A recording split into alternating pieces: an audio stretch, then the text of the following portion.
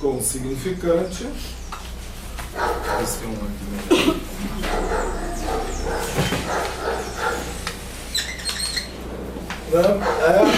O que ele vai mostrar, não vou me deter nisso, né? Que o significado, né, diferentemente dos linguísticos, né, que vão dizer que há uma cadeia do significado que corresponde a cada significante, eu estou com sede. Então tem o eu, do enunciado, estou com sede, que corresponderia a cada significado. Né? O que interessa, entende, é como essa é aonde que eu vou parar na minha frase. Eu estou com sede de vingança. A frase é muito sentido. Eu estou com sede de vingança porque o meu pai foi assassinado. Eu estou com sede de vingança porque meu pai foi assassinado e agora eu quero matar qualquer um que eu vejo pela frente. Eu estou com sede de vingança porque meu pai foi assassinado e eu estou querendo matar qualquer um que eu vejo pela frente porque eu já fui preso 3 vezes. E eu posso continuar a história. E a cada vez que eu for acrescentando, claro, as palavras, o sentido vai mudar inteiramente. Não? Então, a partir dessa própria estrutura da linguagem, que é a posteriori que eu tenho sentido, ou seja, no final da frase, Lacan constrói, né, esse grafo, que é a célula básica, né, do grafo, onde isso daqui é a cadeia significante e que é cortado pela cadeia de significado no momento em que eu corto aqui a frase e eu vou ter então o sentido dela, entende? Aqui que vai me dar o sentido desta frase, tá?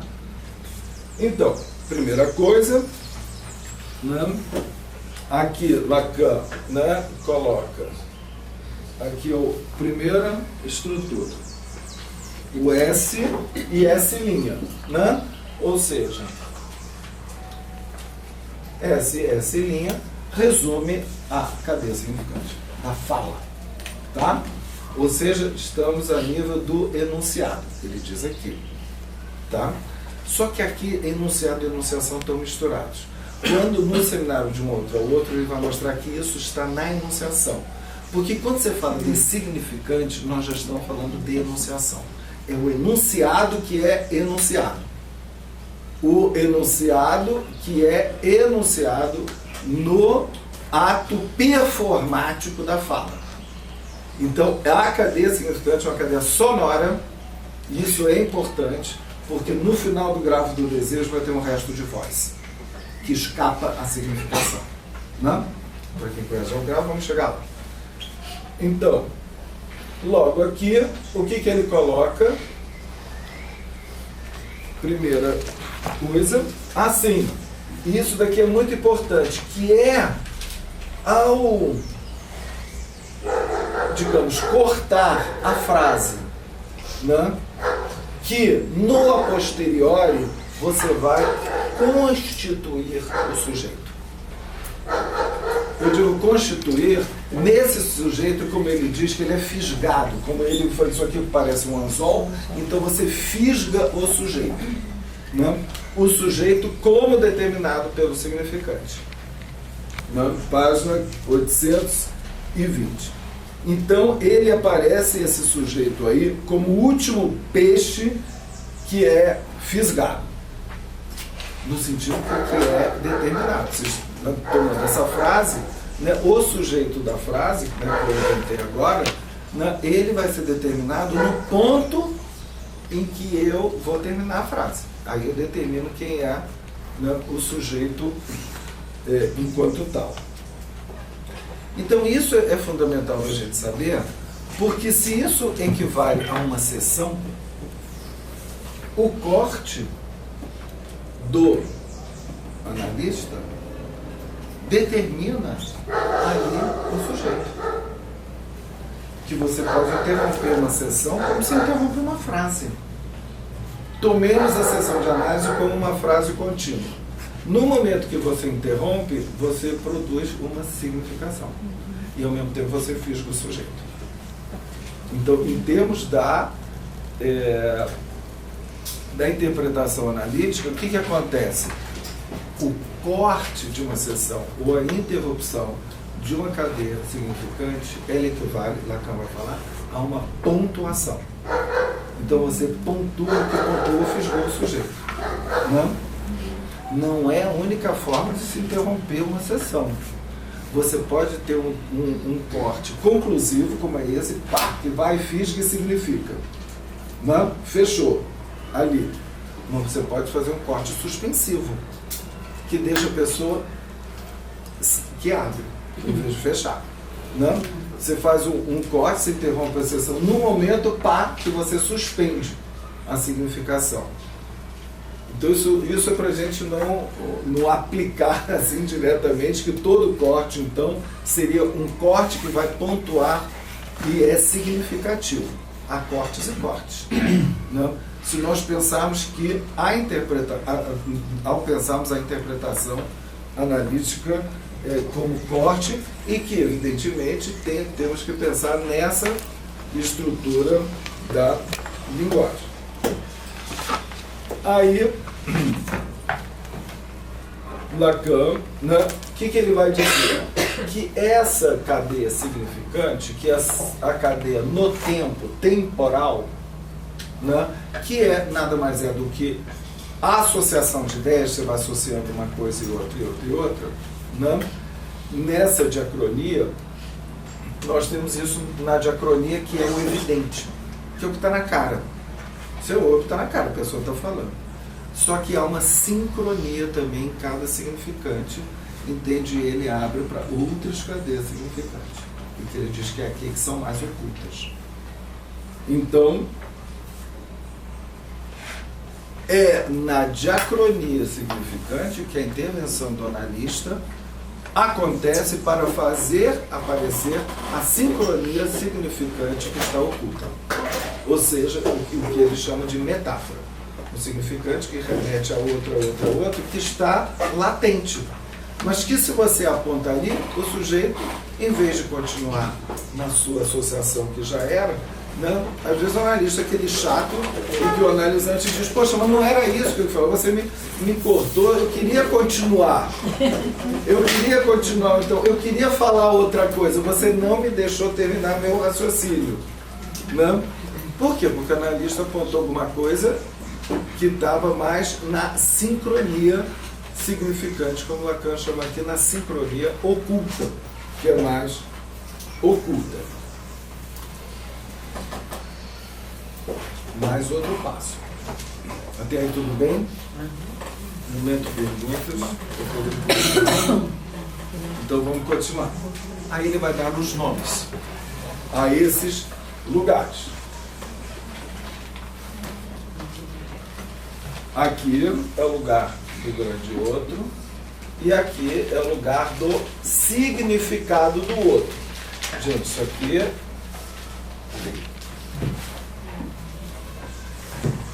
é Szinho de A sem ser barrado.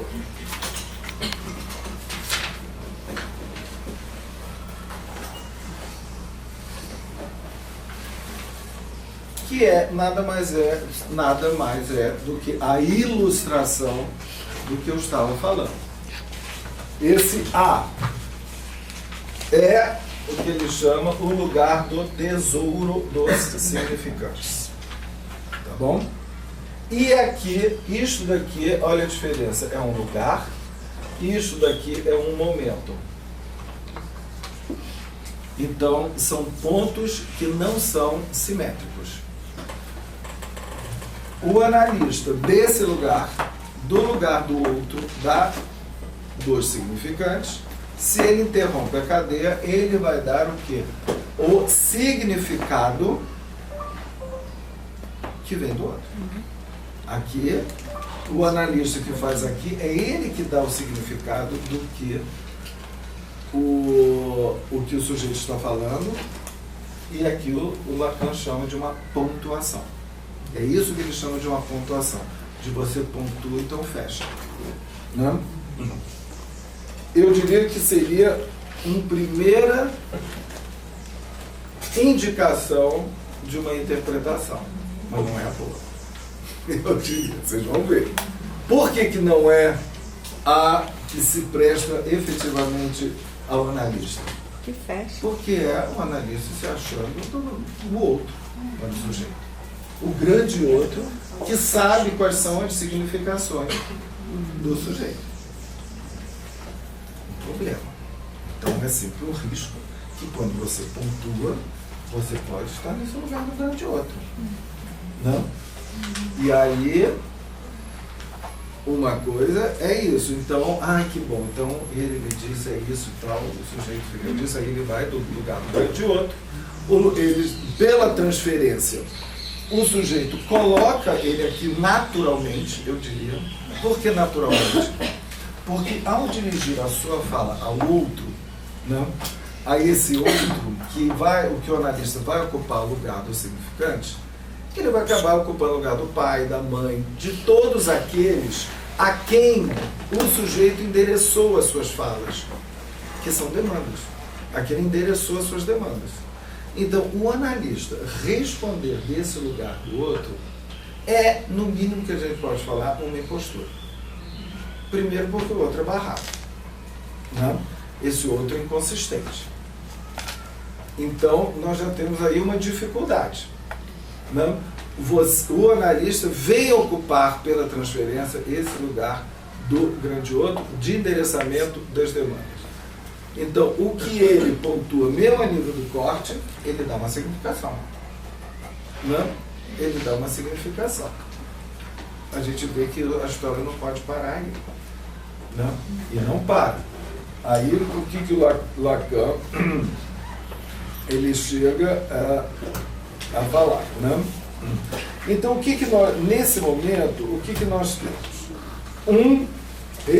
Isso aqui é um local de onde parte o significado, né? Que Lacan vai chamar aqui de sintoma. Esse aqui é o lugar do sintoma. Voltemos a estrutura do sujeito. O sujeito recebe do outro como lugar do inconsciente uma determinada significação.